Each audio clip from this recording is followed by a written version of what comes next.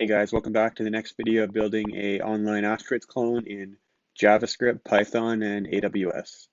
In the last episode, we added a bit of physics to our Asteroids class, so we can actually have it move around the screen randomly, rotate, and that kind of stuff. So in this episode, we're actually going to do some updates to our physics engine. We're going to add a few placeholder methods to kind of build reusable types of physics. And we're going to hook that into our entity class and kind of get our streamline our process here, so we can kind of reuse a lot of this functionality in different entities like the player, particles, and that kind of stuff. So first thing we're going to do is we're going to start up our project. So we're going to go yarn start. That'll kick off our Webpack build. And we'll wait for that to finish.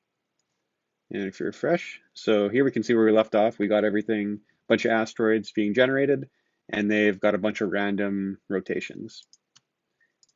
So first thing we're going to do is we're going to create some placeholders for our physics. So right now it's very, in our entity, we kind of have to hard code all these different combinations of thrust, velocity, slowdown, rotation speed.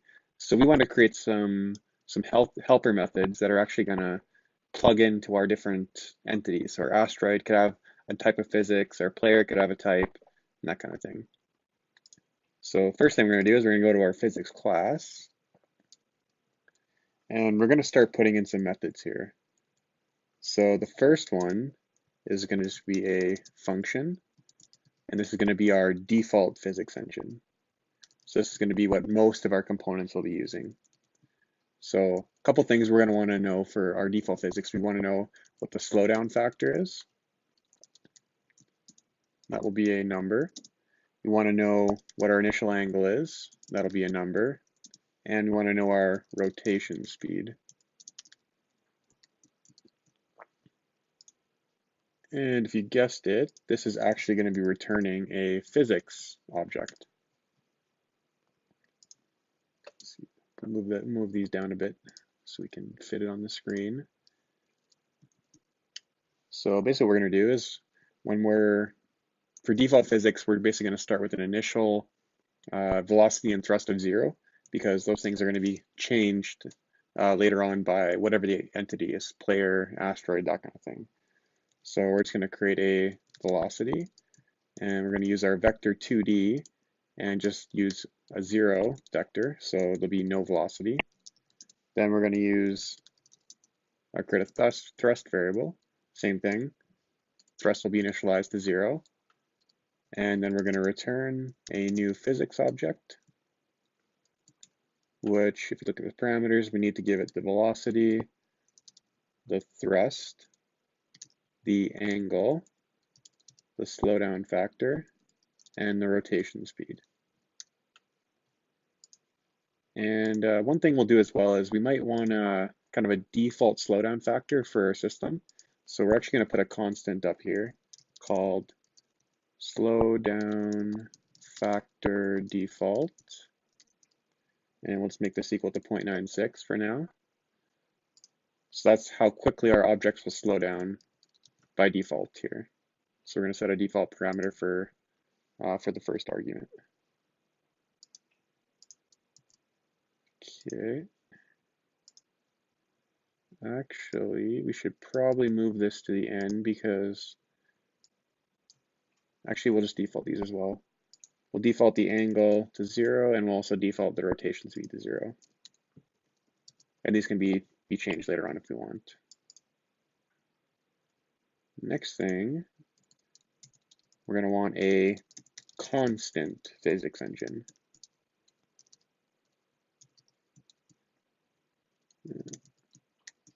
So what this one's going to do is basically, if somebody's going to be using this, the object's going to be moving at a consistent space or consistent speed, won't be slowing down, any of that kind of stuff.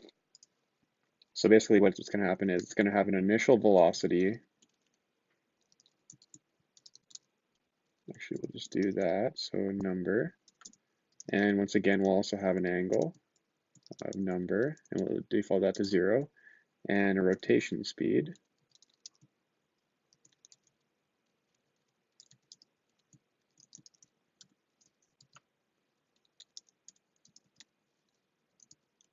And this will once again, let's put these out to a new line. This will also return a physics object. So in this case, what we're going to do is there's going to be an initial velocity. So what we're going to do is we're going to once again declare our velocity variables.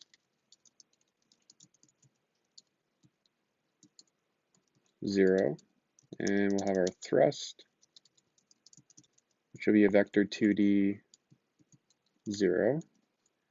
And now, in this case, we want to actually set the length of our velocity vector to whatever we have there. Actually, let's change this to length because you can see here we've got a name collision between our two variables. So we'll call this length. And then once again, we're going to return a new physics, which will accept our velocity, our thrust, our angle, I thought we had, oh, actually, so this one's constant physics. So this one is not going to have a slowdown factor.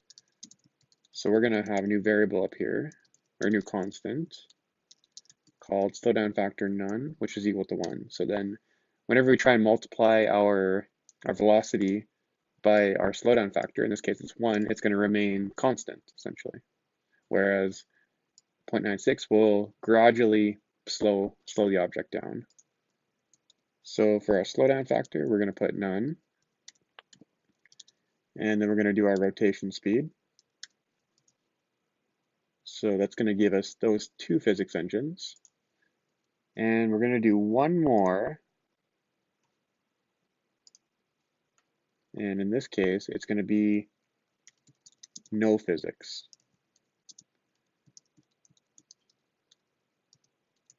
Whoops, there we go, physics.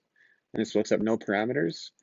And it's essentially just going to be an object that's not going to be moving at all.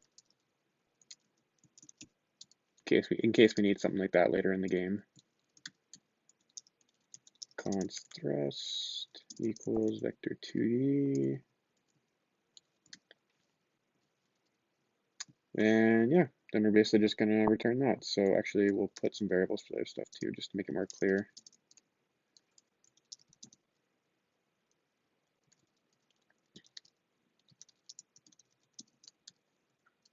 So in this case, we'll return another physics. And in this case, our velocity will be our default one there. Thrust, angle will be 0. And we'll have no slowdown factor. And we'll have no rotation speed. Okay, there we go. So now we've got kind of these three functions we can use throughout our application to assist in generating our physics object. Okay. So next thing that we're going to do is we're going to go hook this into our entity and then into our asteroid class. We can start using that. So first thing we'll do is we'll go to our entity class. And we're actually going to replace some of these parameters. So instead of accepting all these arguments here, we're actually going to accept a physics object. And this is going to be our physics thing there. And rather than setting all these here, we're simply just going to go this.physics equals physics. So we're going to have some sort of physics engine hooked up to this, and we'll get rid of this code. And just to clean this up a little bit, I'm going to add a function to our entity called update physics. And it's going to return nothing. And basically what it's going to do is it's going to take we're going to move this code into here. And we're going to get rid of this rotation because that's now being handled by our physics object. So if we go into this method, we've got the apply rotation function, which is going to handle that. So we don't need to do that in our entity anymore. So here we're simply going to go this.update physics. and then it's probably going to not work. Yep. So we're getting an error, and that's fine. And that's because we need to go update our use of the entity class. So if we go to our asteroid now,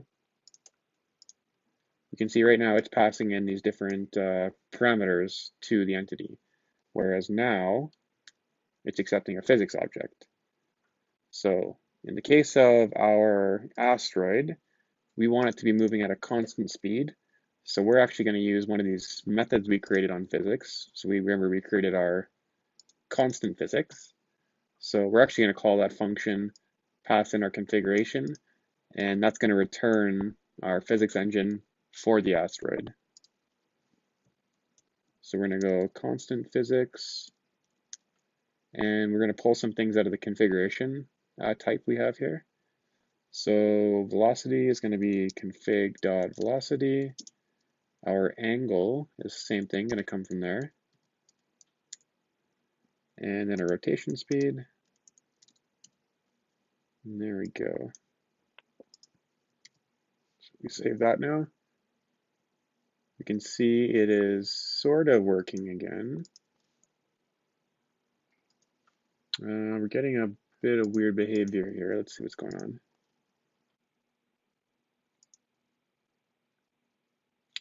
Found the issue. So in our constant function, we're actually setting the velocity equal to itself, which is not correct. So we actually need to specify velocity length there. There we go. So now we have everything using this new physics helper method we created. So the nice thing about this is we can kind of plug in different physics objects to our entities.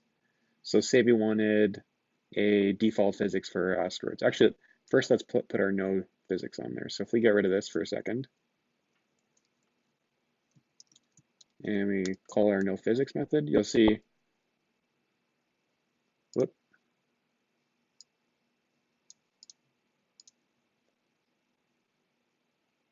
and forgot our new here. So let's put that in.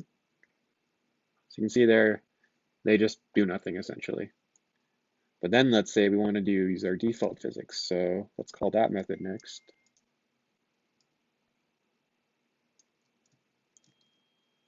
So default physics, so let's put our slowdown factor to, let's say 0.95. No, actually, yeah, okay. Let's just do default physics there.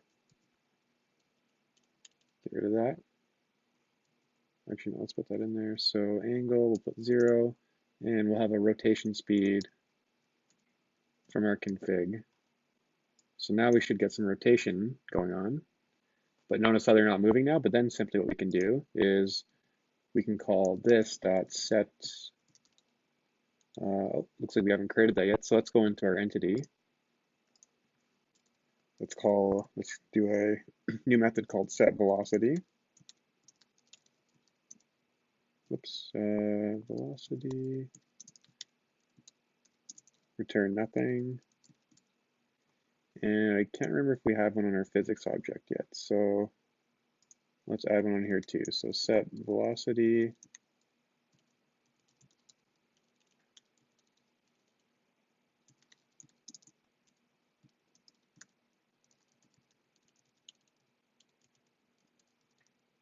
set length equal to velocity. Then we'll go back to our entity, and we'll go this dot set velocity, and then finally in our asteroid, we'll use that method to say set it to 10 by default. So now what we'll see is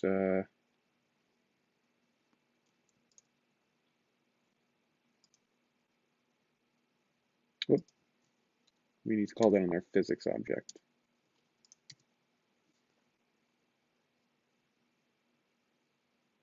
There we go. And notice how they kind of move to the side. So let's actually go put in our angle object.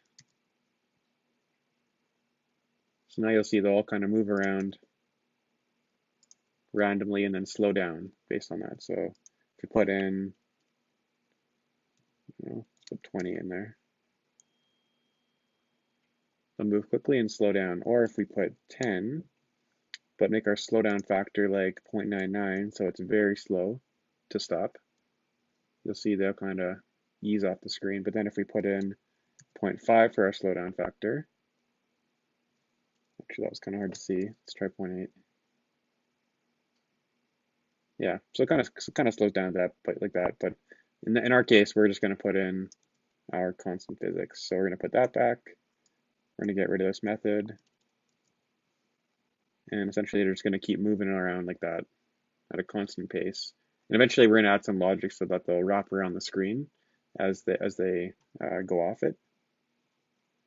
Yeah, so that's it for this video. So I'll see you in the next one. Thanks, bye.